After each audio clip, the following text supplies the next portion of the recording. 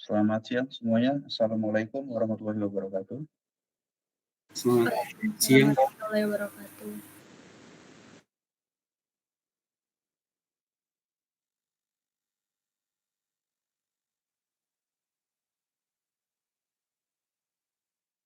Oke, kita berjumpa kembali ya di perkuliahan bermanfaat energi hari Jumat 19 April 2024.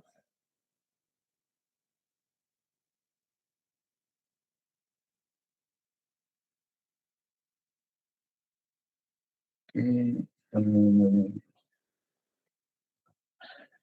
setelah sekian lama tidak berjumpa,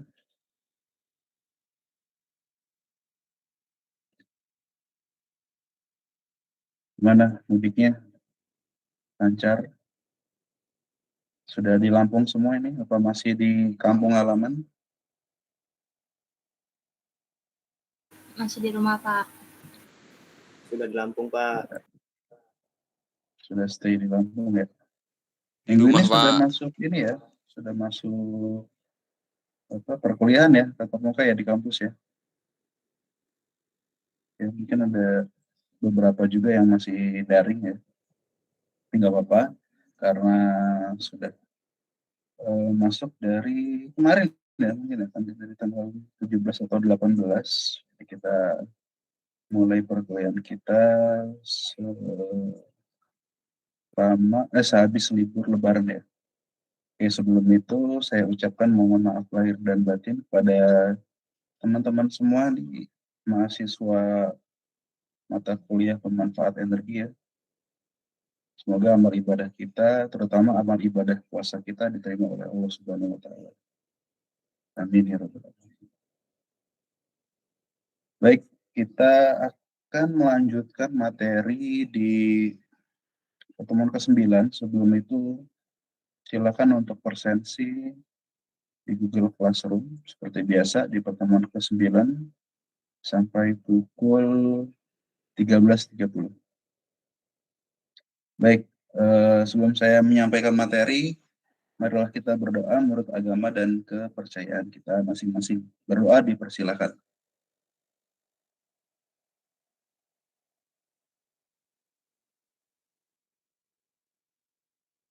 Berdoa selesai. Baik, silakan untuk presensi kita kemarin sampai mana ya? Saya share screen terlebih dahulu.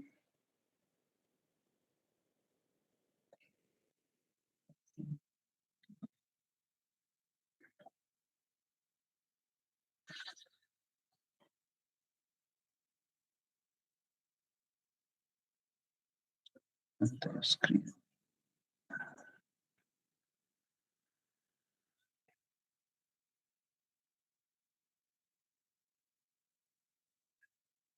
Nah, kita sampai kompresor ya. Kemarin kita sampai kompresor.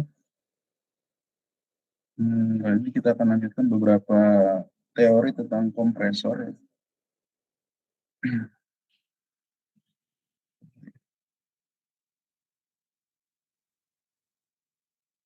Oke, kemarin kita sampai ke pengelompokan kompresor ya. Jadi ada kompresor dinamik, ada kompresor rotari atau putar ya. Kompresor kerja ganda, oke, dari sini ya, pengelompokan kompresor. Baik. Nah, jadi saya akan jelaskan flashback singkat ya dari materi kita yang kemarin.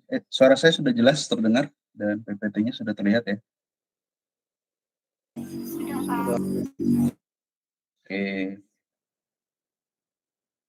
Nah, jadi kita kemarin sampai pengelompokan kompresor. Nah, jadi ada seperti halnya pompa ya, kompresor ada kompresor langkah positif dan kompresor langkah non positif ya. Jadi yang kemarin itu kompresor kerja single single action ya, dan single acting dan double acting, atau single action dan atau double action ya, sama. Jadi kalau single action itu kemarin kompresor itu seperti halnya pompa ya, jadi satu kali kompresor itu melakukan pressure atau melakukan tekanan ya, ke arah eh, menekan katup, itu satu kali juga kompresor itu bekerja menghisap atau membuang udara ya. Nah, sebaliknya jika kompresor double acting atau piston kerja ganda, dia selagi piston itu menghisap udara, kompresor itu di sebelah kanan juga menekan udara. Menekan udara, di sini menghisap. Dan apabila kompresor itu pistonnya bergerak ke sebelah kiri, maka dari sebelah kiri juga katup kompresor itu akan terbuka ya dan mengeluarkan udara, sedangkan katup yang di sebelah kanan yang di bawah itu menghisap udara. Nah, jadi untuk yang double acting atau yang kerja ganda itu memiliki posisi double inlet dan double outlet, sehingga menghasilkan udara yang bertekanan tinggi jauh lebih baik daripada yang kompresor kerja tunggal atau single acting. Ini juga kemarin kompresor diafragma sudah kita bahas bahwasanya seperti halnya kompresor piston, kompresor diafragma juga menggunakan pengganti pistonnya adalah membran tipis yang dimana itu fleksibel dalam menghisap maupun mengeluarkan udara. Lalu ada kompresor rotari ya, seperti halnya pompa juga. Kompresor rotari itu atau kita sebut dengan rotary screw ya, atau kompresor screw, itu menggunakan mekanisme putar ya. Ini beberapa jenis positif juga yang mengisi atau mengisi atau mengisi satu sama lain. Ada dua screw di atas dan di bawah ya, di bagian sisi atas dan sisi bawah, yang dimana masing-masing ini mendorong udara dari inlet ya menuju kompresor dan ke outletnya. Biasanya kompresor screw itu diperlukan atau dipergunakan untuk udara berketegangan tinggi dan volume yang lebih besar. Lalu ada kompresor dynamic atau kompresor sentrifugal. Jadi seperti halnya pompa juga. Jadi kalau pompa itu kan air yang dihantamkan ke casing atau arah putaran ya, arah housing atau casing. Itu air yang dihantamkan sehingga menjadikan gaya sentrifugal atau gaya putaran. Nah, kalau kompresor itu udara yang bertekanan yang dihantamkan atau ditabrakkan ke casingnya. Akibatnya gaya sentrifugal terjadi, gaya perputaran itu terjadi. Jadi ini juga memanfaatkan gaya sentrifugal sebagai bentuk gaya hisap kompresor melalui suction ke discharge atau melalui inlet ke outletnya. Jadi fungsinya hampir mirip. Di sini ada diffuser, ada impeller, dan ada flow direction atau sudu ya, sudu atau kita sebutnya itu kalau di kalau di bahasa engineeringnya itu ada kayak semacam charger ya, charger bukan charger HP, bukan charger laptop gitu, bukan, tapi charger itu adalah seperti penguat penguat udara bertekanan, yaitu atau diffuser ya namanya, diffuser atau charger. Kalau teman-teman di sini sering pernah dengar atau sering tahu, kalau ada yang tahu, kalau di mekanisme mobil atau otomotif di sana ada semacam turbo ya, untuk biasanya mobil diesel ya, mobil diesel atau mobil berbahan bakar biosolar atau solar ya, itu biasanya menggunakan turbo. Nah, turbo ini biasanya digunakan untuk sebagai penguat penguat mesin ya. Dia membutuhkan udara berlebih. Nah, itu biasanya digunakan. Namanya turbocharger atau turbo ya. Nah, bentuknya seperti ini, mirip seperti ini bentuknya. Jadi atau diffuser ya. Nah, cara kerjanya juga dia yang seperti saya bilang tadi itu membuat gaya sentrifugal di dalam casingnya sehingga meningkatkan potensi tekanan. Jadi gaya tekan yang memperlambat atau melalui aliran diffuser sehingga udara bertekanan tinggi itu dihasilkan. Nah, itu adalah contoh daripada kompresor dinamik, kompresor sentrifugal salah satunya. Lalu ada kompresor dinamik satunya aksial yang kemarin terakhir kita bahas. Ini beda dengan yang sentrifugal. Kalau sentrifugal itu dibenturkan di dindingnya atau menggunakan bentuk casingnya yang mirip lingkaran ya atau spiral. Nah kalau yang kompresor aksial itu lebih seperti dia bertingkat ya, bertingkat. Jadi dari udara bertekanan rendah ke udara bertekanan tinggi ya. Semakin ke kanan ini semakin tinggi ya udaranya atau tekanannya. P-nya di sini lebih rendah daripada P yang di belakang. Nah, P yang di depan ini biasanya sebagai udara masuk ya, atau suction. Nah, suction itu biasanya sudui-sudunya atau blade-nya atau baling-balingnya itu lebih besar. Nah, sedangkan ke yang ke sebelah kiri atau sebelah keluar itu blade-nya lebih kecil. Nah, kecil ini berfungsi sebagai agar udara itu tersebut menekan ya, tertekan dan menekan dan putarannya itu semakin cepat. Nah, biasanya kompresor di ini disebut kompresor aksial. Kalau yang tadi kan yang sentrifugal, yang ini aksial karena dia satu sumbu. Namanya axial flow. Jadi satu aliran ya, aliran. Nah, kompresor ini biasanya berputar secara dinamis yang menggunakan serangkaian kipas air coil ya, atau blade. Semakin menekan aliran fluid dari yang sebelah kiri, semakin rendah tekanannya ke sebelah keluar itu akan semakin tinggi. Aliran udara yang masuk akan mengalir keluar dengan cepat tanpa perlu dilemparkan ke samping seperti yang dilakukan oleh kompresor sentrifugal. Nah, ini tidak perlu dilemparkan casing atau housingnya. Kompresor aksial secara luas digunakan dalam turbin gas. Ini dalam aplikasinya, dan turbin gas atau turbin udara atau mesin jet atau mesin kapal kecepatan tinggi dan pembangkitan listrik atau PLTG ya.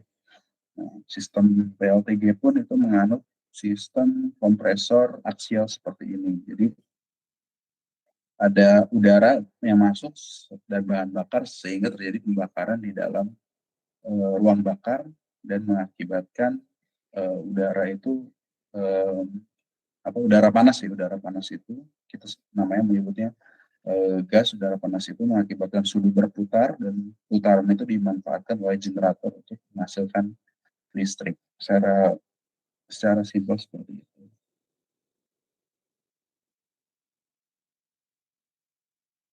Oke, sebelum kita masuk ke klasifikasi kompresor, silakan jika ada pertanyaan pengelompokan kompresor.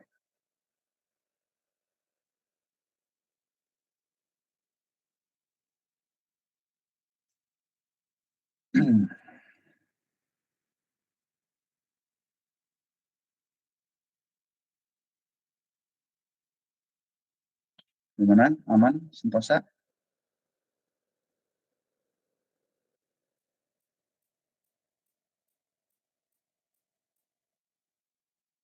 Kita lanjut. Lanjut, Pak. Oke. Nah, ini ada tabel klasifikasi kompresor dan blower, fan and blower. Di beberapa negara kompresor itu bisa disebut sebagai fan ya, tapi ada juga yang menyebut itu ya kompresor seperti ya halnya kompresor seperti yang kita ucapkan Namun di tabel ini dibedakan antara fan dan blower. Fan itu apa namanya disebut dengan seperti kipas sederhana ya, yang ada satu sumbu, di situ sumbu itu ada blade-nya, tapi blade-nya tidak terlalu banyak, nah itu disebut dengan fan. Dan blower itu yang kita sebut di sini adalah sebagai kompresor. Bedanya apa Pak? Bedanya fan itu meniup udara atau menghembuskan udara dengan tekanan yang rendah. Kalau blower itu cenderung meniup udara dengan kecepatan yang tinggi dan tekanan yang tinggi. Nah, itu adalah blower. Nah, di sini kita bisa lihat kalau bentuk fan, di sini bentuk ini ya, bentuk gambar bentuk gambar proyeksi ya. Jadi sudah 2 dimensi, bagian depan dan bagian samping ya, bagian atas dan bagian atau bawah itu tidak terlihat, jadi antara bagian depan dan samping. Nah, di sini kita bisa klasifikasikan bahwasanya kalau fan ya bentuknya seperti ini, seperti kipas sederhana ya, kipas yang ada di rumah kita, kipas yang ada di kampus, kipas yang ada di tempat kos kalian ya, seperti ini fan itu. Nah, kalau blower itu bentuknya seperti cenderung dia bertingkat. Dia kumpulan dari beberapa fan yang disusun sedemikian rupa sehingga ada perbedaan diameter blower di sana. Ya, antara blower yang di depan dengan blower yang di belakang itu diameternya berbeda. Nah, itu adalah blower. Bedanya di sini ya, di gambar ini. Ini jenis aksial, nah, jadi jenis-jenis kompresor atau blower jenis aksial. Lalu ada beberapa jenis sentrifugal. Nah, jadi sentrifugal yang tadi saya jelaskan itu bentuknya seperti rumah keong seperti ini. Ya, dia memanfaatkan housingnya atau casingnya sehingga perputaran udaranya itu di dalam casingnya. Itu adalah sentrifugal. Nah, kalau yang sentrifugal jenis radial, nah ini cenderung ada bagian sudu-sudunya yang di dalam atau blade-nya lagi yang di dalam. Nah, kalau jenis sentrifugal turbo, nah ini yang biasa digunakan di di kendaraan atau di otomotif ya, seperti ini bentuknya. Dia sudunya semakin kalau yang dipakai untuk pembangkitan listrik cenderung dia semakin rapat dia sudunya, tapi kalau untuk yang di kendaraan atau di otomotif dia sudunya atau blade-nya cenderung semakin renggang ya, atau semakin sedikit. Nah, itu. Di sini juga ada spesifikasinya ya untuk untuk tekanan ya. Kalau di fan itu kurang dari 1000 mm atau 9000 pascal ya. Kalau untuk di blower atau di kompresor itu 1 sampai 10 meter udara 1000 pascal sampai 98 pascal. 98 pascal. Dan untuk kompresor sendiri itu lebih daripada 1 kg per cm persegi atau 98 kilopascal. Nah, itu kalau untuk kompresor itu lebih kuat ya tekanannya.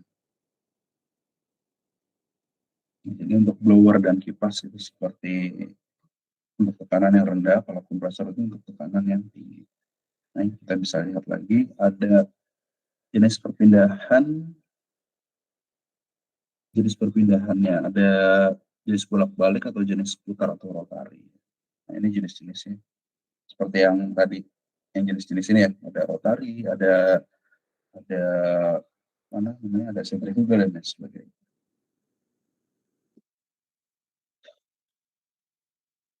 Lalu di teori dasar dalam kompresor, sebenarnya teori dasar kompresor ini telah dijelaskan atau telah didapatkan di mata kuliah fisika dasar ya. Ada proses termodinamika, kita tahu ada proses isobarik, isohorik, isotermal, adiabatik ya. Saya ingat nggak Kalau isobarik itu proses bagaimana? Proses termodinamika pada apa? Isobarik. Masih ada yang ingat? Yang isobarik itu pada tekanan yang tetap Pak, atau P-nya itu Pada uh, tekanan. tekanan itu sesuai gambar ini sesuai apa sih pengertiannya juga tekanan itu tetap ke nilai V-nya itu sendiri. Isobarik pada tekanan yang tetap ya. Kalau Ya, isokorik,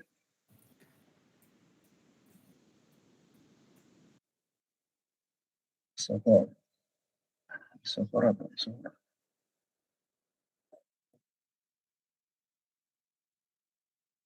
Isorik apa? Isobarik pada tekanan tetap.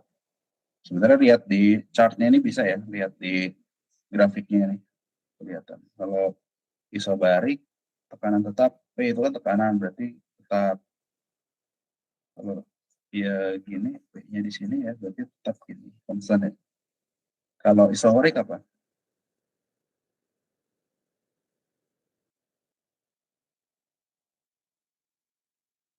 Isokorik itu pada volume yang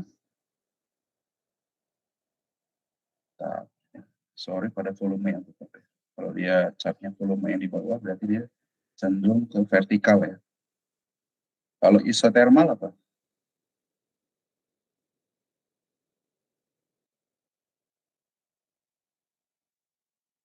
Isotermal pada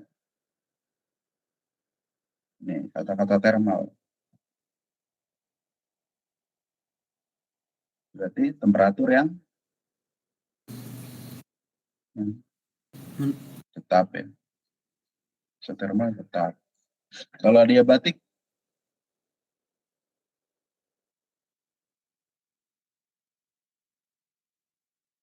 kalau adiabatik itu atau adiabatis ya, itu proses termodinamika apa? Proses adiabatis tanpa apa? Tanpa termal atau tanpa panas ya. Proses yang berlangsung tanpa panas di dalam sistemnya. Ya, kita bisa lihat ya, kalau isobarik itu W itu apa? W itu kerjanya ya, kerja P kali delta volume ya, berarti kita bisa menghitung volumenya. Isobarik. Kalau isokorik, W sama dengan 0. Karena volumenya tetap, jadi W-nya 0. Kalau isotermal, delta U ini delta perubahan, tidak ada perubahan ya. Delta U itu sama dengan delta T ya, tidak ada perubahan. Kalau delta T kan T1 min T2 atau T2 min T1 gitu ya. Itu tidak ada perubahan apa tadi? Tidak ada perubahan panas atau panasnya tetap ya. Kalau adiabatik, nah ini tidak ada panas yang masuk dalam sistem atau Q sama dengan 0. Saya kan kalau di grafik atau chart itu ada apa namanya? Ada Q yang masuk gitu ya. Masih ingat nggak? Ada Q yang masuk gitu ya kalau di termodinamika dulu. Teman mungkin masih ingat ya. Nah, ini ya sama dengan 0, tidak ada kalori yang masuk. W sama dengan 0, tidak ada kerja yang masuk. Gitu ya. Atau malah Q-nya ada nilainya, W-nya ada nilainya. Berarti sistemnya terpengaruhi oleh kalor dan kerja. Nah, coba dibuka-buka lagi catatannya ya. Masih lupa. Nah, untuk kompresor sendiri, yang paling umum terjadi adalah kompresi atau udara yang terkompresi itu berjalan secara adiabatis. Artinya apa? Artinya tidak ada kalor yang masuk, tidak ada terjadi atau tidak terjadi perpindahan panas dalam sistem kompresi itu, atau tidak ada massa yang masuk juga dalam sistem itu. Jadi benar-benar Q sama dengan 0 atau D Q ya, atau perubahan perubahan perubahan Q atau differential Q itu sama dengan 0, atau perubahan volume ya sama dengan C ini, nilai C-nya juga sama dengan 0 atau tidak ada kalori yang masuk di dalam sistem. Itulah sebabnya proses kompresi adiabatis memerlukan energi yang lebih besar karena tidak ada panas yang masuk, itu harus punya energi yang lebih besar. Karena kalau ada panas yang masuk, energi itu dari energi panas. Sedangkan kalau tidak ada energi panas yang masuk atau tidak ada kalori yang masuk, harus bisa menggunakan energi yang lebih besar lagi dibanding dengan jika kompresi tersebut berjalan secara isoterm atau dt-nya atau delta T-nya itu 0. Saya bilang tadi, kalau delta T atau ya sama dengan tidak 0, itu kompresinya bisa dijalankan ya dengan panas yang ada. Tapi kalau tidak ada ya harus energinya harus bisa berlebih. Nah, diusahakan untuk mendekati proses kompresi secara isotherm atau isotermal dengan mendinginkan dinding kompresor dan kompresi bertingkat. Oleh sebab itu, kompresor itu digunakan atau menggunakan energi yang berlebih dari luar. Ya. Kalau nanti kita akan cek di chartnya ya. Seperti ini.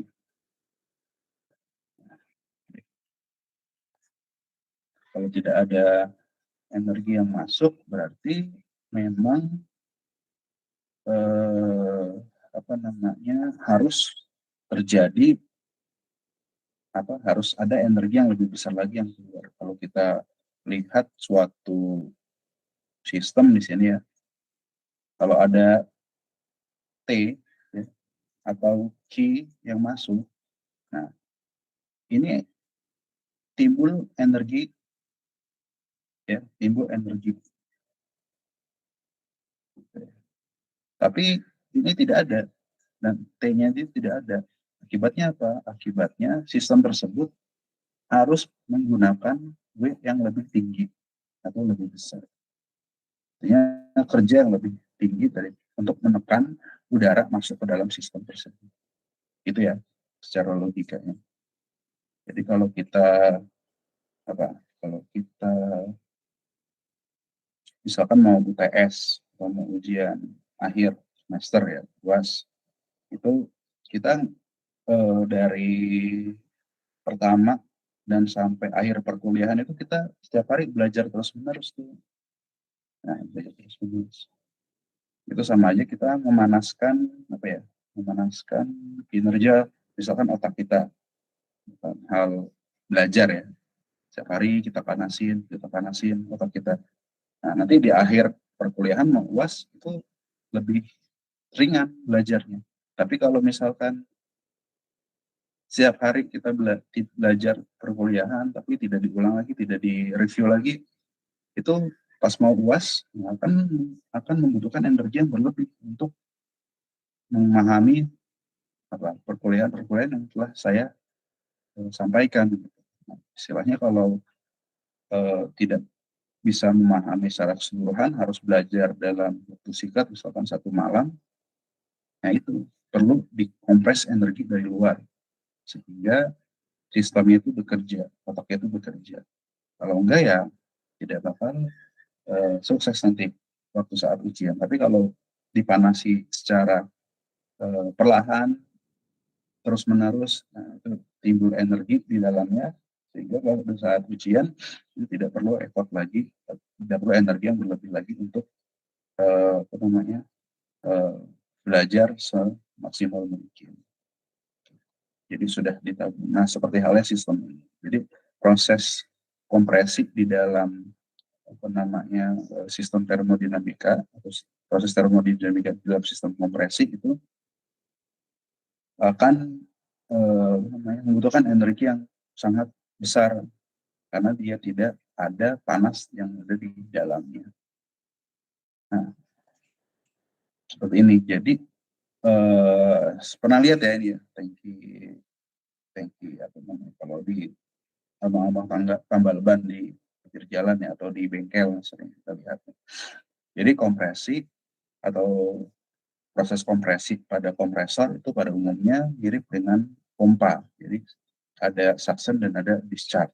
Nah, suctionnya itu kalau di pompa adalah letaknya di bawah, biasanya di bawah tanah, dan discharge-nya itu di atas tanah atau di tandan air. Nah, kalau kompresor itu bedanya dia fluidanya menggunakan udara.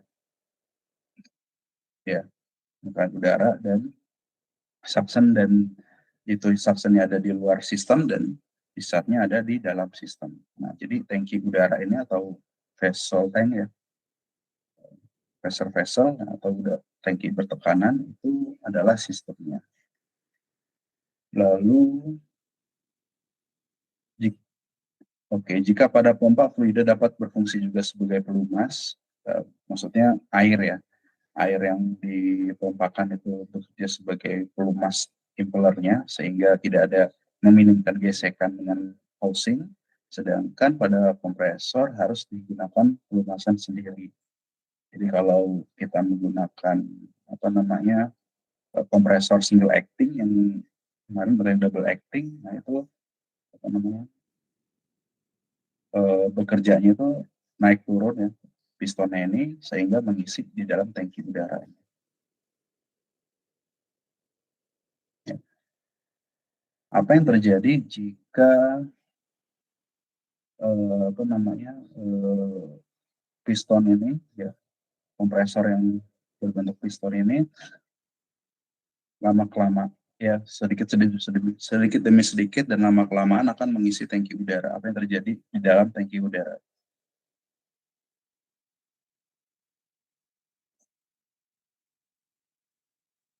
Yang terjadi pada tangki udara atau pressure vessel adalah tekanannya akan semakin tinggi karena tidak ada udara yang keluar daripada sistem, sehingga semakin ya tidak seperti air ya. Air kan termasuk fluida kompresibel ya. Jadi kalau udara adalah incompressible berarti tetap ya. Jadi semakin ditekan ya udara itu akan semakin memenuhi sistem ini atau ruangan tangki udara ini. Ditekan lagi, diisi lagi, tetap mengisi sampai udaranya ya kita tidak tahu sampai tekanan tekanan desain daripada tangki ini cukup ya. Kalau tidak cukup ya tangkinya akan pecah ya dari dalam maupun daripada tekanan udara dari luar ya. Nah, ini udara yang disalurkan ke kendaraan kita ya, di ban motor atau ban mobil. Nah, itu biasanya di selang ya, melalui selang dan dikeluarkan. Nah, ada beberapa kompresor yang tanpa pelumas ya. Pelumas itu sebutannya oli lah ya. Karena tidak ada bagian yang bergesekan atau kompresor dinamik atau bagian yang bergesekan terbuat dari bahan tahan gesekan dan licin. Contohnya dilapisi oleh teflon. Jadi untuk bagian-bagian kompresor yang bergerak itu pasti butuh pelumas seperti halnya motor kendaraan kita ya, motor kita itu harus dilumasi atau diberikan oli sehingga tidak meminimalkan gesekan dan apabila kompresornya tidak pakai oli itu pasti kompresor jenis dinamik ya. Nah ini jenis dinamik adalah kompresor sentrifugal, itu tidak memerlukan pelumasan. Tapi kalau kompresor rotari, kompresor piston, nah itu masih menggunakan pelumasan. Contoh sederhana. Jadi katup isap ini adalah untuk menghisap udara daripada atmosfer. Silinder ini adalah untuk menekan udara, menghisap dan mengeluarkan udara dari piston yang di atas ke dalam tangki ini. Sedangkan di dalam tangki ini dikumpulkan udara bertekanan tinggi dan udara keluar itu dikeluarkan secara perlahan-lahan sesuai dengan kebutuhan. Nah, seperti ini ya. Jadi kompresor pada umumnya memiliki konstruksi mirip dengan pompa sesuai dengan jenisnya. Bedanya adalah fluida yang dikerjakan. Nah, jadi kompresor single acting ya, jadi pada saat piston ini bergerak ke arah kanan, ya, dia menghisap udara dari arah bawah, sedangkan pada saat piston menekan apa namanya, menekan silinder, itu udara akan keluar dari atas. Nah, udara yang keluar dari atas itu dimasukkan ke dalam tangki udara atau pressure vessel yang kemudian akan dikeluarkan. Begitupun seterusnya. Pak, untuk menggerakkan piston, bagaimana Pak caranya? Ya, salah satunya karena dia adalah kompresor piston, berarti seperti motor bakar ya, menggunakan bensin atau bahan bakar diesel ya. Kalau ada juga yang menggunakan listrik sebagai penggerak pistonnya. Jadi sesuai dengan peruntukannya. Ada yang menggunakan listrik, ada yang menggunakan bahan bakar seperti bensin ataupun solar.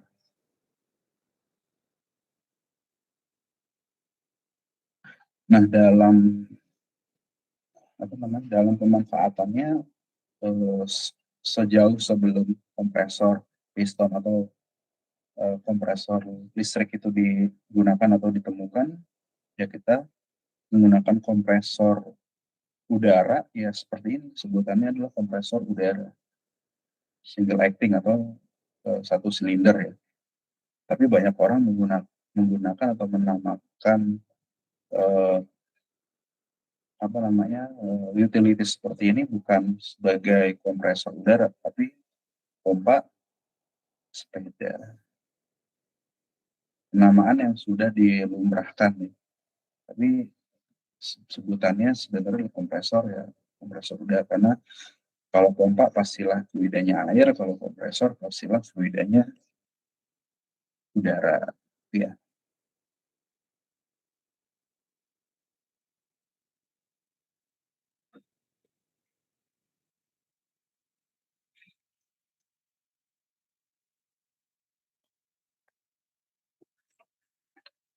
Nah, di sini ada chart atau grafik dalam kompresor, atau kita menyebutnya diagram PV atau pressure volume. Jadi antara hubungan pressure dan volume itu digambarkan melalui chartnya atau diagramnya. Jadi pressure itu adalah tekanan di sebelah kiri, sedangkan volume ya per satuan sentimeter kubik, meter kubik, dan lain-lain. Jadi untuk untuk cara kerjanya dari pressure itu dari nomor 1, nomor 2, nah itu adalah eh, daya hisap kompresor. Ini yang single acting ya, yang satu piston. Daya hisap, lalu dari 2 ke 3 itu adalah rilis, ya, menekan, ya itulah sebabnya 2 ke 3 itu dia menggunakan apa tekanan ya, menggunakan tekanan. Di sini ada PV pangkat N, PV pangkat K, PV sama dengan C. Jadi itu menggunakan tekanan yang dimana kita tahu bahwa sekali lagi itu prosesnya adiabatik ya. Jadi nilai C itu sangat berpengaruh. Lalu 3 ke 4 ya, itu adalah proses rilis lagi. 4 ke 1 langsung balik lagi ke nomor 1. Nah, ini penurunan tekanan. Nah, jadi prosesnya seperti ini yang single acting. Ini satu piston. Nah, bagaimana jika kompresor itu bertingkat atau seperti yang digambarkan kompresor aksial ya, kompresor aksial atau kompresor bertingkat. Nah, sama aja sebenarnya, tapi di situ ada beberapa tambahan proses dari 1 ke 2 ya, seperti daya hisap ya, 2 ke 3 ya, proses tekanan, 3 ke 4, lalu 4 balik lagi, bukan langsung ke 1 tapi ke 5. Nah, bedanya di sini. Jadi 5 itu proses dorongnya itu karena dia bertingkat, proses dorongnya ada beberapa kali. Seperti ini. Nah, jadi proses dorongnya itu mungkin yang grafik 1 cuma sampai setengahnya, lalu chart 5 ke 6 itu baru sampai akhir. Jadi ada beberapa tingkatan. Ya, 5 ke 6 baru 6 ke 1 lagi. Receiver pressure ya. Jadi apa namanya? Dia kembali seperti ke awal lagi, tapi dia melanjutkan tekanan yang dari tengah-tengahnya. Namun tidak sepenuhnya dari awal, tapi dari tengah-tengahnya. Jadi bagian apa namanya? Dasar bertingkat, bagian perluasan daerah yang bisa diarsir ya. Kalau di matematika dasar tuh ada tuh perluasan daerah kan. Nah, itu biasanya dihitung dengan diferensial atau integral. Nah, itu biasanya ditambahkan sehingga efisiensinya akan semakin meningkat.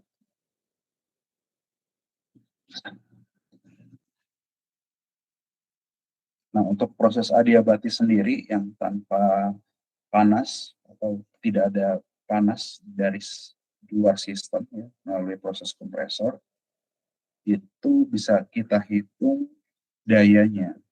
Dayanya itu untuk apa namanya nilai daya dengan satuan PK watt charge ya, terus dengan satuan kilowatt atau dengan satuan HP horsepower itu bisa dikonversikan ya. Kalau PK ini bisa kita ambil persamaan dengan horsepower ya atau DK sama. Nah, nanti bisa kita konversikan menjadi watt atau kilowatt. Nah, cara menghitungnya adalah dengan menghitung K itu dari CP per CV. CP per CV itu panas jenis udaranya ya. Untuk udara biasa atmosfer itu nilainya 1,4. Sedangkan untuk volume atau V1 itu volume aliran pada sisi masuk inlet yang dihisap itu besarnya berapa meter kubik ya atau per menit, atau bisa kita kasih juga di sini adalah Q atau debit ya. Debitnya berapa, lalu P1 itu adalah tekanan yang masuk pada kompresor. Selain volume yang masuk ke dalam kompresor pada saat proses proses 1 ke 2 itu ada volumenya juga yang masuk. Jadi selain tekanan ada volumenya, selain volume ada tekanan juga yang masuk. Lalu ada nilai R. Nilai R itu adalah perbandingan kompresi. Bisa dihitung P1 dan P2, artinya tekanan yang masuk dengan tekanan yang keluar. Nah, itu bisa dihitung juga menggunakan perbandingan kompresi ya, RP. Jadi di min 1 kan dikurangi 1, lalu dikalikan 1/60 kali 75. Ini untuk konversi dalam bentuk watt charge ya, atau horsepower atau daya kuda. Jadi nilai daya pada kompresor itu bisa begitu.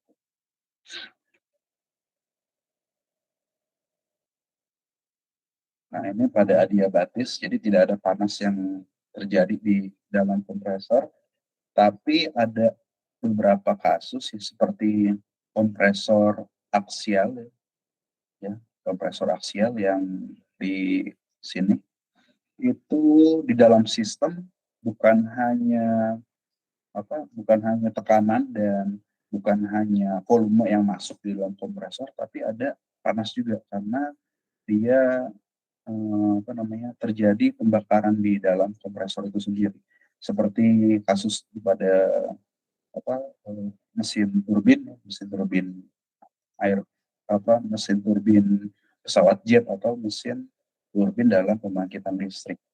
Nah, bagaimana cara menghitungnya? Sedangkan di teori dalam kompresor itu tidak ada panas yang masuk atau adiabatis. Nah, ini cara menghitung kompresi secara isotermis.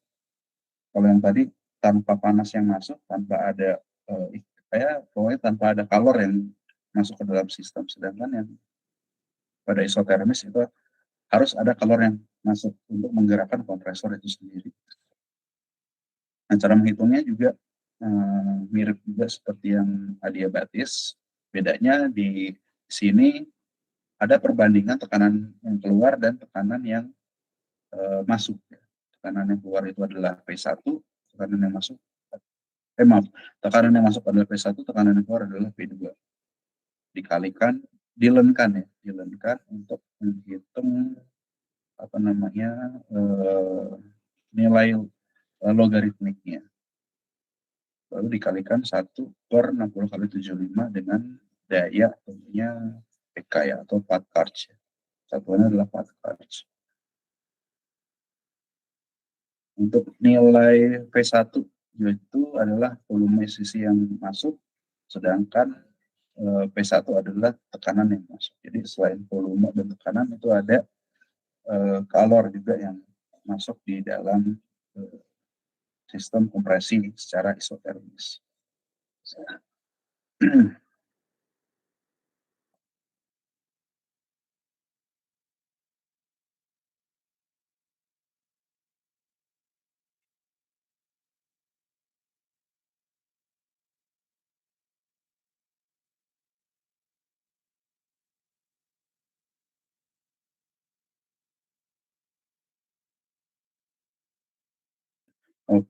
Oke, nah ini adalah ilustrasi pemakaian kompresor di pembangkitan listrik ya. Ada beberapa ilustrasi atau gambaran dalam PLTG ya. PLTG ini adalah PLTG. PLTG berarti pusat listrik tenaga gas.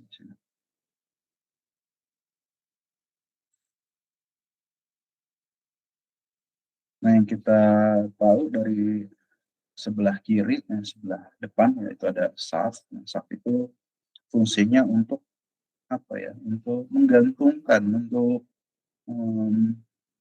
menempelkan semua bagian-bagian kompresor di pembangkitan listrik ya. Nah, contohnya ya shaft di tengahnya, lalu di pinggirnya sudut-sudutnya langsung ada kompresor. Nah, kompresor bentuknya yang aksial itu seperti blade ya, tingkatan apa namanya, turbin bertingkat ya, antara yang satu dengan yang lainnya itu semakin mengecil ya. Lalu ada combustion chamber, ini adalah ruang bakar ya. Combustion chamber ini ruang bakar. Di dalam combustion chamber ini ada bahan bakar dan udara yang masuk ya. Nah, jadi syarat terjadi pembakaran di dalam suatu pembangkitan listrik atau di suatu sistem siklus tertutup itu yang pertama ada bahan bakar, lalu ada udara ya, ada udara, bahan bakar, dan ada tekanan. Nah, dari ketiga komponen ini kalau tidak ada salah satunya ya tidak ada terjadi reaksi pembakaran. Nah, di dalam combustion chamber ada bahan bakar yang masuk, bahan bakar daripada PLTG itu bisa dengan gas atau bisa dengan minyak ASD ya, atau high speed diesel, minyak cair, minyak bakar ya, bakaran yang betul-betul cair itu dimasukkan atau dikabutkan, lalu terjadi udaranya itu dari apa namanya, dari kompresor ini lalu ditekan, jadi tekanan, akibatnya terjadi pembakaran di dalam combustion chamber. Nah, combustion chamber yang terjadi proses pembakaran lalu masuk ke dalam turbin. Nah, ini adalah turbin gas. Turbin gas itu apa namanya, temperatur kerjanya itu di atas rata-rata ya, di atas mungkin 500 derajat Celcius, jadi tinggi sekali. Oleh sebab itu dipilihlah material yang sangat baik ya, untuk tidak mudah rusak dalam temperatur yang tinggi. Nah, itu turbin itu berputar karena panas dan tekanan, akibatnya shaft yang di belakang itu berputar juga ya, dan dikoppel atau disambungkan ke generator, sehingga pada PLTG ini menghasilkan listrik. Gitu.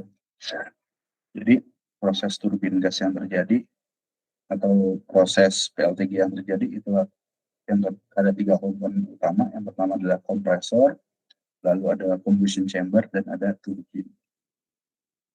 Nah, kira-kira seperti ini dan kalau kita lihat di pandangan depannya.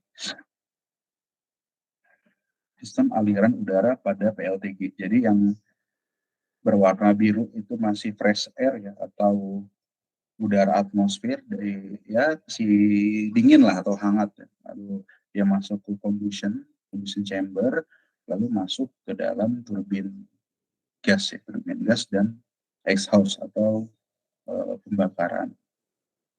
Nah, kalau ini sebutnya ada pada PLTG atau pada apa namanya? Pada ini ya, pada mesin pesawat jet ya. Nah, itu yang mudik-mudik kemarin. Perhatiin nggak yang naik pesawat? Di sisi kanan dan kiri sayapnya. Kelihatan nggak? Ada turbin.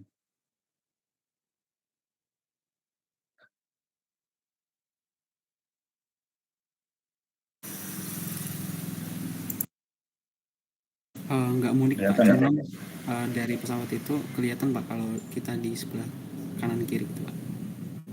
Iya. Agak Tapi jangan dari kabin yang pas turun. Kan terlihat jelas tuh ada kelihatan tuh turbin gasnya. Apa maaf, kompresornya ya. Kalau turbinnya di sebelah belakangnya biasanya. Di belakang. Tapi kalau yang bagian depan, kalau kita naik atau turun, itu bagian ini yang kelihatan. Intake-nya ini. Nah ini ya, ini adalah sudu ya, sudu atau blade ya. Banyak sekali ya blade-nya.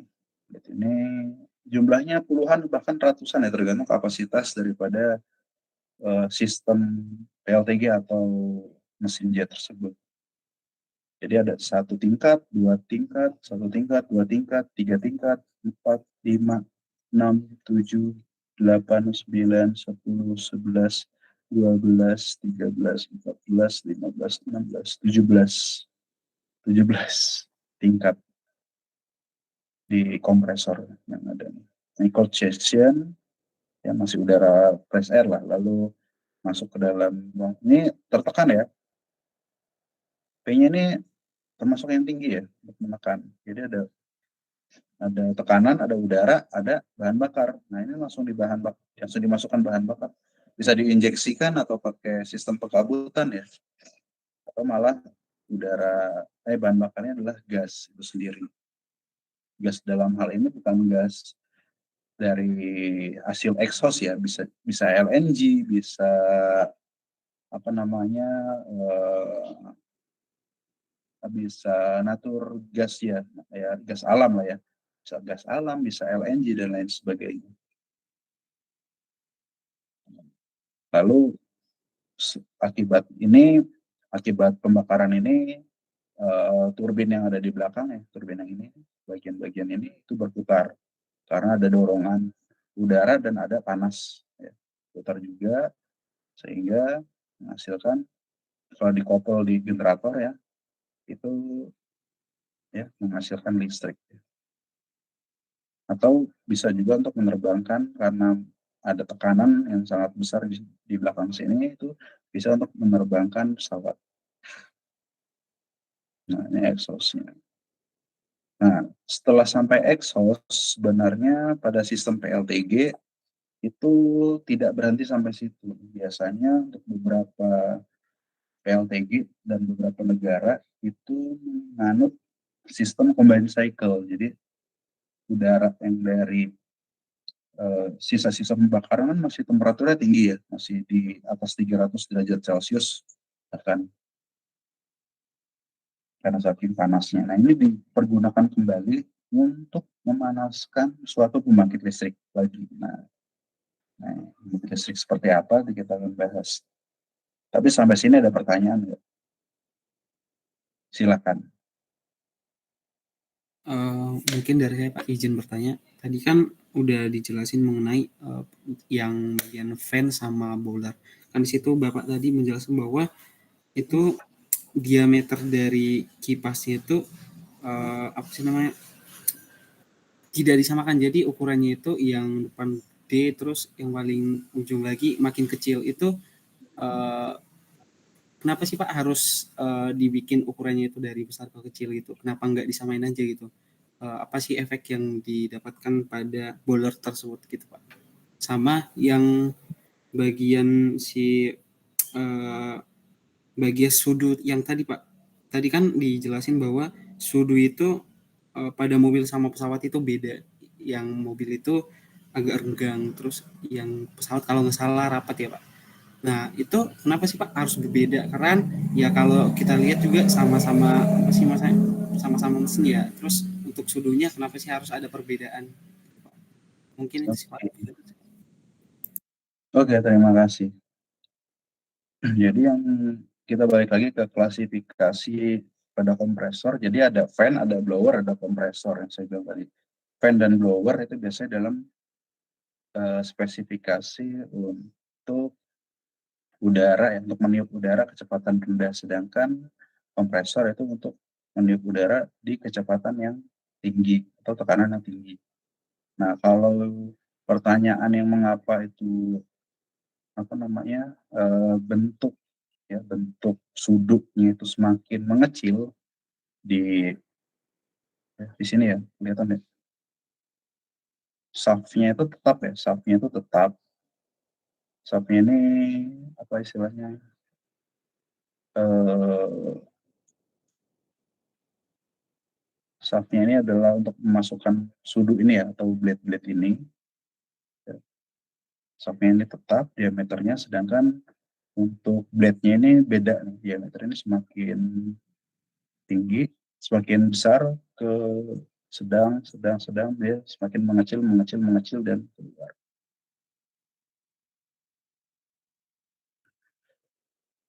Untuk shaft dan blades atau sudut-sudut itu termasuk dalam rotor. Jadi kalau di sistem mekanikal atau benda bergerak itu ada namanya stator dan rotor, atau rotor dan stator. Kalau dengar ya, rotor itu adalah bagian yang bergerak, sedangkan stator itu adalah bagian yang tetap.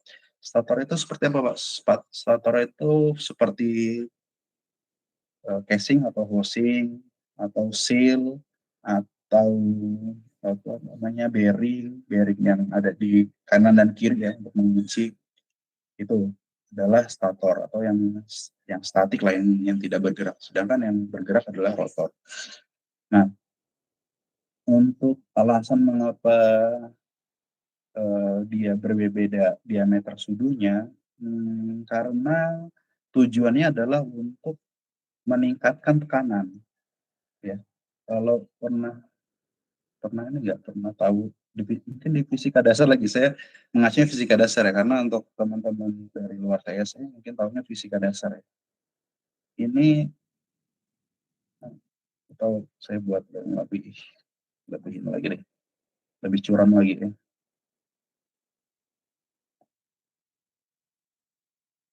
Nah, ini adalah bentuk kompresor. Nah, atau di dalam fisika dasar mungkin belum pernah disebut kompresor ya, tahunya diffuser.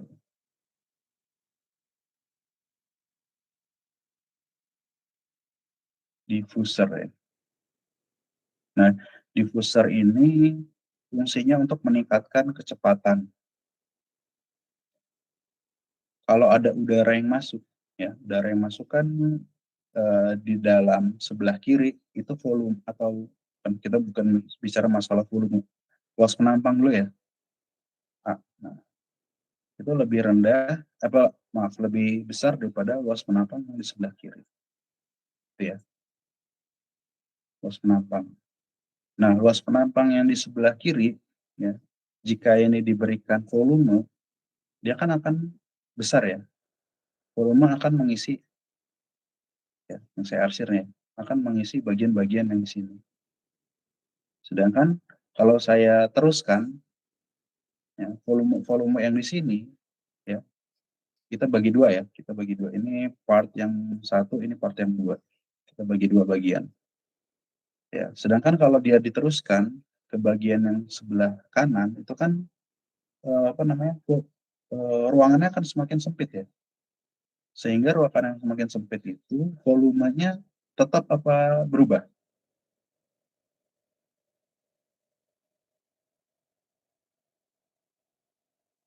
Di sini volume ini jika pindah ke bagian 2, volumenya tetap atau berubah?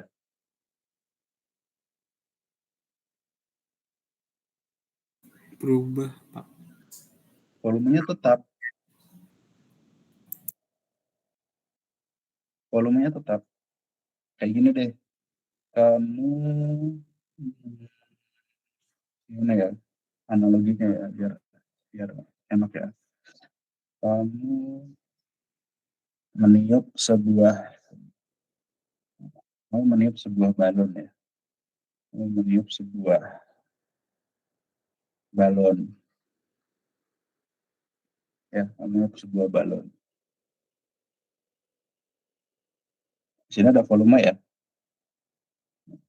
Lalu balon ini kamu taruh di sebuah botol tertutup ya. Botol yang ada tutupnya. Botol di sini ada tutupnya. Kamu taruh sini semuanya. Kamu tiup balon semuanya, terus kamu buka ini ya, buka tutup botol ini kamu buka, lalu kamu taruh volume di sini. Ini volume yang di botol tetap apa berubah?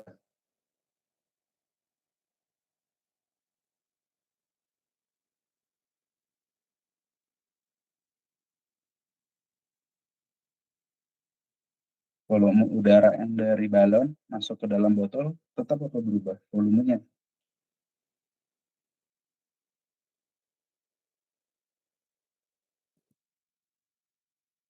Volumenya adalah ternyata tetap ya, ternyata tetap. Yang berubah apanya?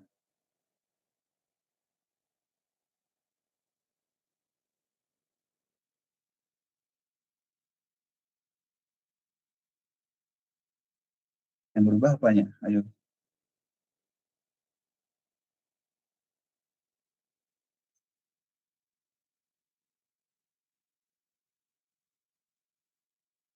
Halo.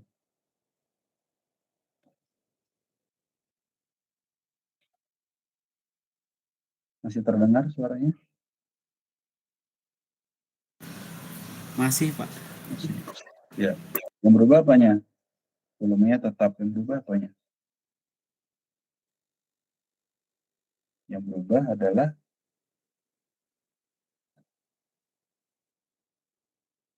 kalau dibuat kelas luring enak kali ya, langsung kita kasih contoh realnya ya, kasih contoh apa namanya nyatanya ya. Nyata yang berubah adalah tekanannya. Tekanan pada balon udara itu pasti ya, lebih rendah daripada tekanan yang ada di botol. Volumenya tetap, tapi tekanannya berubah. Karena apa? Karena di botol ini mungkin yang ya botolnya masih satu atmosfer lah ya tekan, tapi sedikit berubah kalau kita taruh taruh udara yang dari balon itu ke botol. Nah, di sini tekanannya akan berubah, akan lebih besar yang di botol. Nah, seperti halnya itu. Jadi untuk benda yang mengecil ya di bagian sisi kiri dan sisi kanan itu akan mengecil juga volumenya. Nah, maaf, tekanannya akan mengecil juga.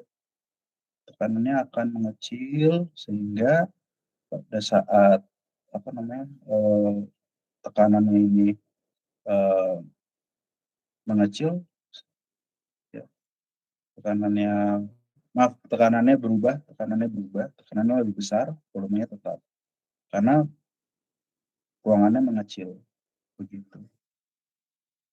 Sedangkan ini ditekan terus menerus ya.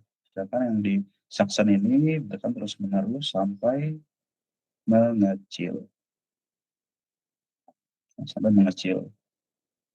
Nah, volumenya mengecil, sedangkan di sini tetap nih volumenya harus tetap terus di sini, sedangkan ini mengecil, ruangan di sininya menyempit, sehingga tekanannya pun akan semakin besar.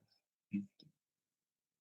Nah, itu disebabkan oleh gaya aksial yang masuk ya. Gaya aksial itu kan gaya putaran ya, yang lebih besar menekan yang lebih kecil.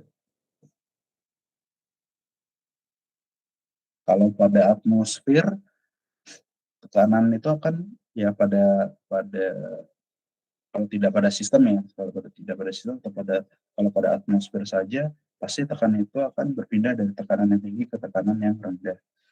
Tapi karena ini di sistem, sehingga membutuhkan energi yang masuk, sehingga dipaksa untuk menekan. Sehingga itu tekanannya akan semakin tinggi. Nah, itu yang pertama. Yang kedua, mengapa pada ini ya tadi ya, pada fan atau blower ya, pada pada kompresor itu lebih rapat ya, sedangkan kalau pada kendaraan lebih renggang gitu dari pertanyaannya.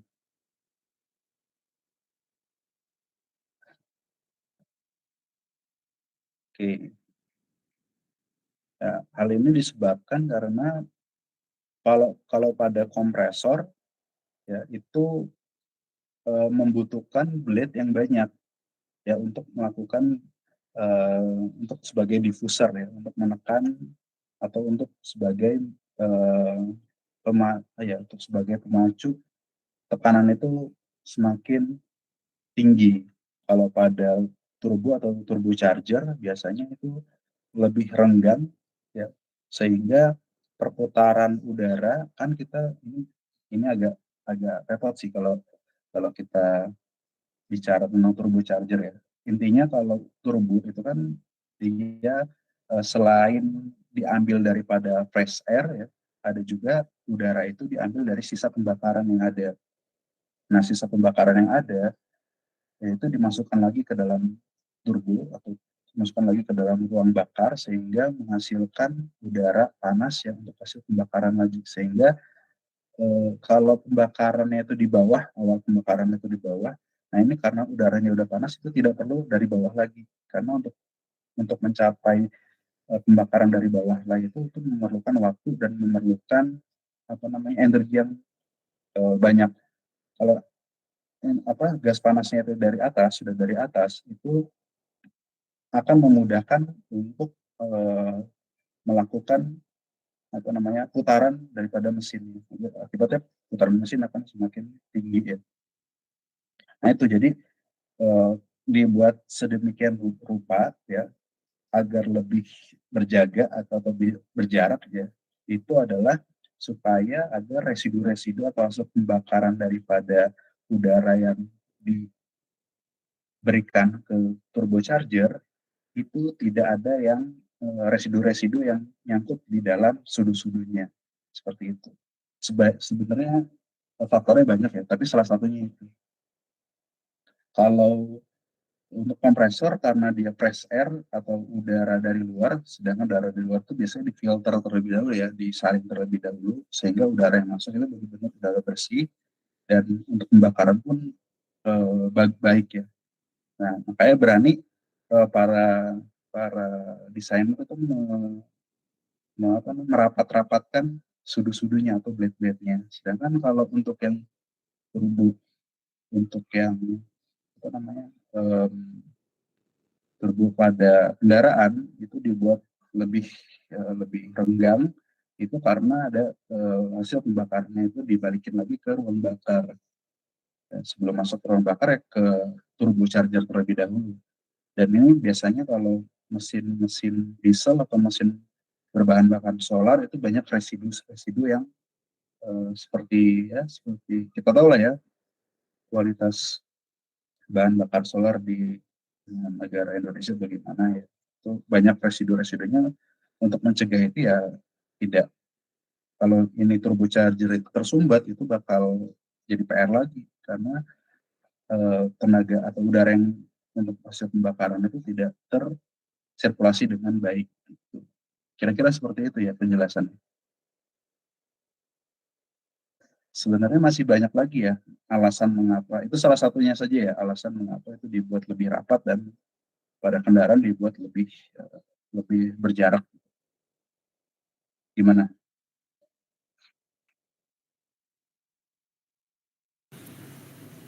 Cukup sih Pak, walau masih agak bingung-bingung dikit.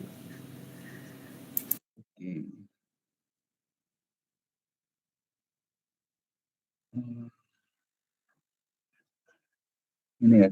Jadi kalau tadi menyambung pertanyaan tadi ya, itu di pada saat intake itu kan di udara dari atmosfer itu langsung masuk ya.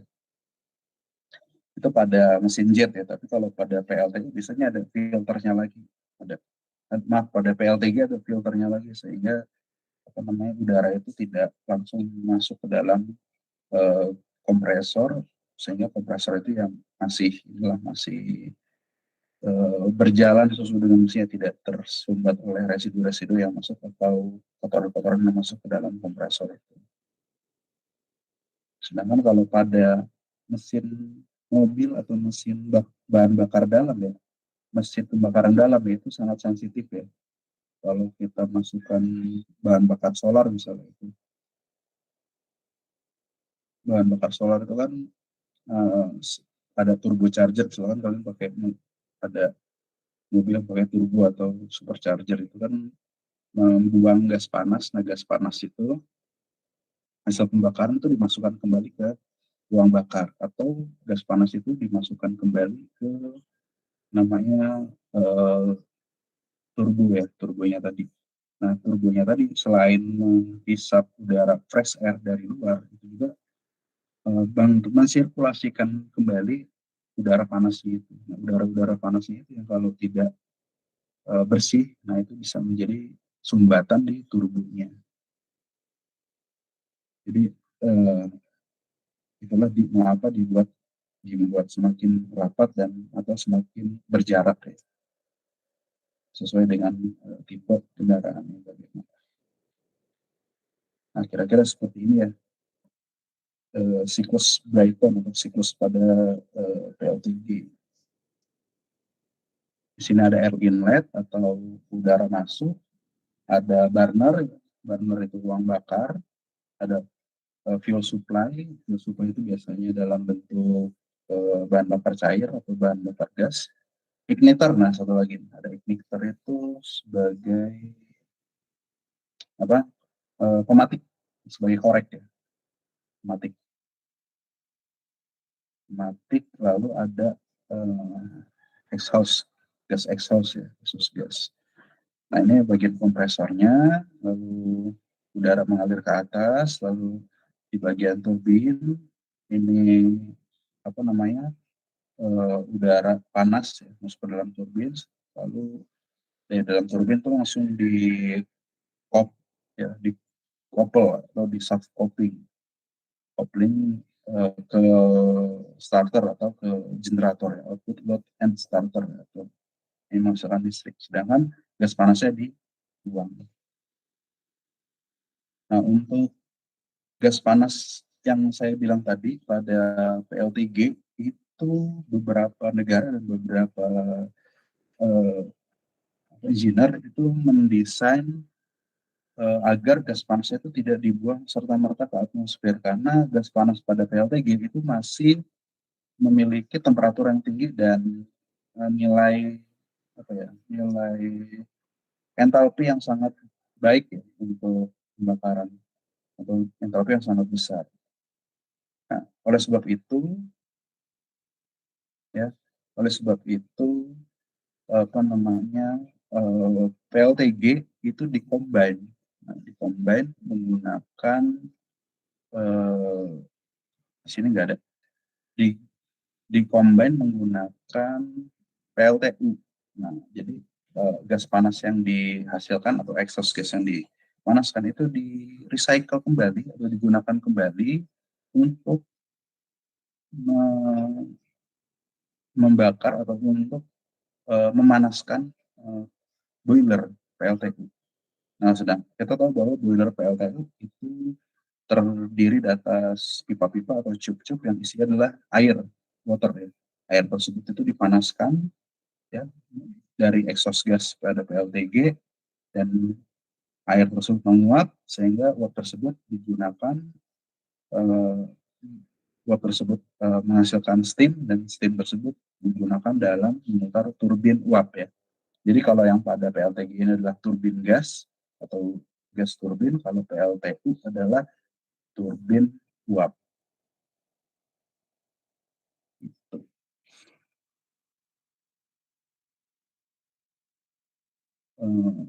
Pertemuan berikutnya saya tambahin sebelum kita masuk ke fan, kita masuk ke PLTGU ya. Tapi untuk cycle Brighton, siklus Brighton ideal ya seperti ini ya. Jadi ada proses 1, 2, 1 ke 2, 2 ke 3, 3 ke 4, ya 4 balik lagi ke 1.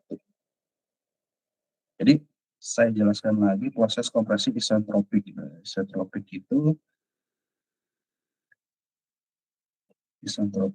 itu yang memiliki volume tetap.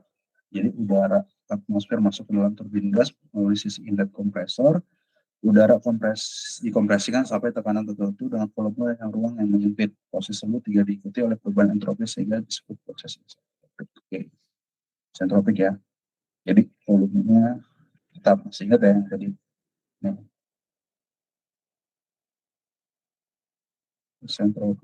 isentropik pada volume tetap dan tidak diikuti oleh perpindahan panas yang terjadi. Lalu sebentar. Sebentar.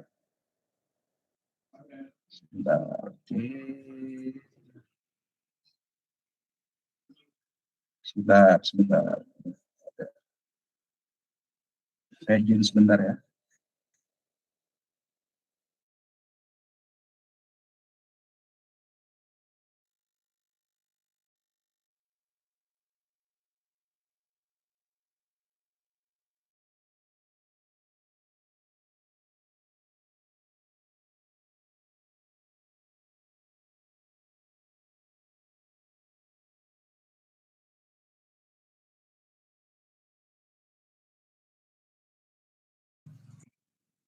Oke, kita kembali lagi.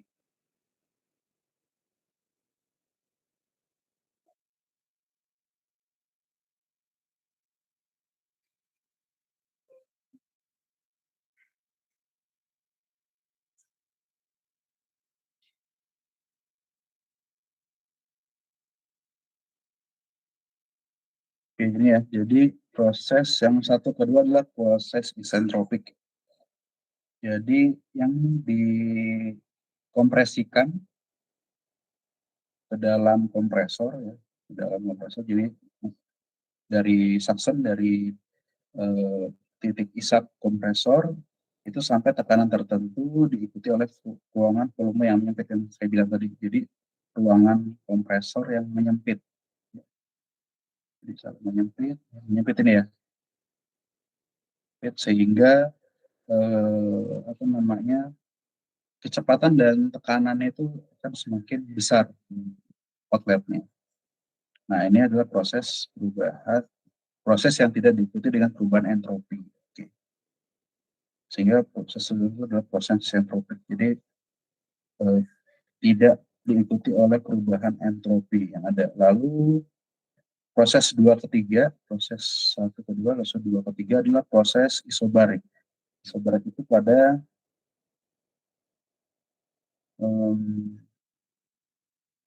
tekanan yang tetap ya.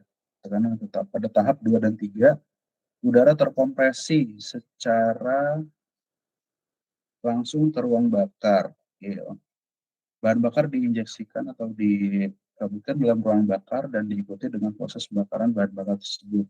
Karena ada Jadi ya ada igniter tadi, ada kompresi, dan ada bahan bakar. Energi panas hasil pembakaran diserap oleh udara, sehingga meningkatkan temperatur udara dan menambah volume udara. Oke, volumenya bertambah dan temperaturnya naik. Pada proses ini tidak mengalami kenaikan tekanan udara, karena udara hasil proses pembakaran tersebut diekspansikan ke turbin ya. Jadi langsung diekspansikan dari combustion itu ke turbin. Turbin yang ketiga ya. Nomor 3. Karena tekanan yang konstan inilah maka proses tersebut disebabkan proses isobarik. Jadi proses antara dari kompresor ke combustion ya, ketiga ya. Ketiga untuk proses pada pembakaran atau proses isobarik pada tekanan yang tetap. Selanjutnya 3 ke 4 adalah proses isentropik ekspansi, tapi yang di isentropik. Kalau yang 1 ke 2 adalah proses kompresi ya, kompresi artinya dia tertekan, udara tertekan.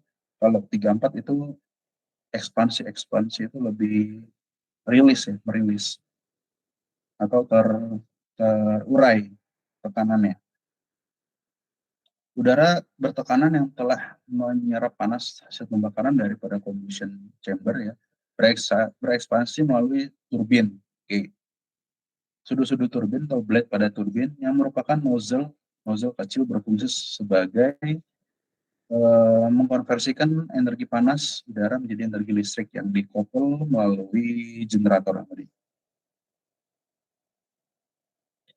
Sebagian energi tersebut dikonversikan turbin untuk memutar kompresor. Pada sistem pembangkit listrik turbin gas, sebagian energi lain dikonversikan turbin untuk memutar generator listrik. Sedangkan pada mesin turbojet ya, atau mesin pesawat udara, sebagian energi panas dikonversikan menjadi daya dorong pesawat oleh sebentuk nozzle besar pada ujung keluaran turbin gas. Jadi kalau pada mesin pesawat di bagian belakangnya ya, di sebelah sini nih, sebelah sini ini merupakan daya dorong exhaust itu merupakan hasil pembakarannya, dia mendorong pesawat itu untuk lepas landas atau untuk mencapai kecepatan yang diinginkan. Lalu yang terakhir adalah proses pembuangan panas pada proses 4 ke 1. Tahap selanjutnya adalah pembuangan udara ke atmosfer pada siklus Brayton ideal atau idealis Brayton cycle. Udara yang keluar dari turbin ini masih menyisakan sejumlah energi panas yang saya bilang tadi.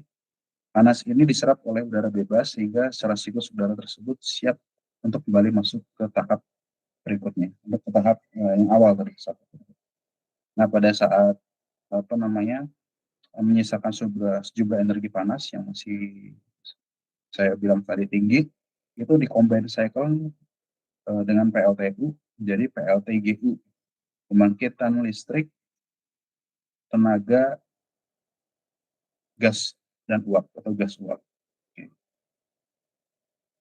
Kalau PLTG saja dia langsung dilepas udaranya, lepas hasil pembakarannya ya, hasil pada turbin gas ini, udara panasnya dilepaskan ke atmosfer sehingga di atmosfer setelah terurai itu diserap kembali oleh kompresor dan menjadi proses dari awal lagi.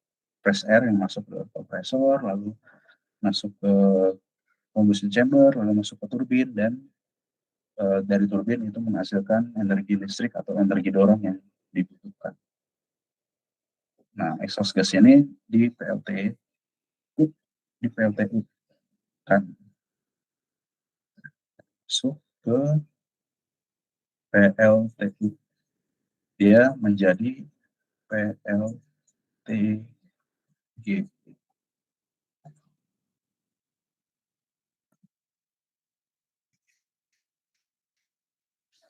Oke, sampai di sini silakan jika ada yang ingin ditanyakan.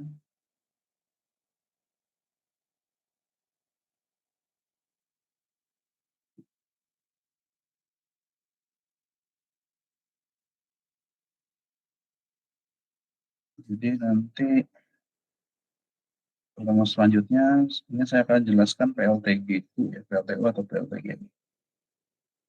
Jadi utilities memanfaat energi yang satu ini itu sangat sangat besar pengaruhnya ya, baik itu di sistem yang kecil ya maupun support system maupun yang sistem yang besar seperti PLTG atau PLTG. Nah, apakah nama daripada pemanfaat energi yang satu ini namanya adalah kompresor. Namanya adalah kompresor. Kalau kemarin pompa pompa air ya, fluida air, tapi kalau udara, fluidanya udara itu ya berbeda lagi jenis utilitasnya atau jenis pemanfaat energi. Oke, sampai sini. Silakan. Gimana? Aman sentosa?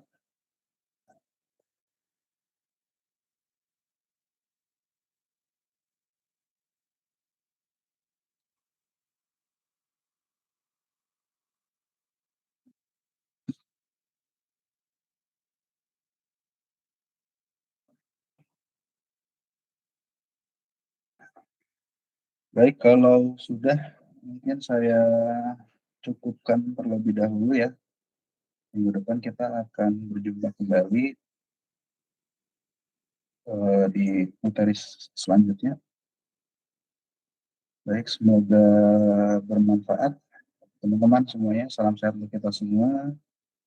Selamat menjalankan aktivitas ya. Masih setelah UTS, masih panjang menuju UAS. Semoga kita sehat-sehat selalu dan tetap semangat. Oke. Terima kasih. Sampai sini perkuliahan hari ini saya cukupkan dan saya akhiri. Wassalamualaikum warahmatullahi wabarakatuh. Waalaikumsalam warahmatullahi wabarakatuh. Terima kasih, Pak. Makasih Pak. Sama-sama.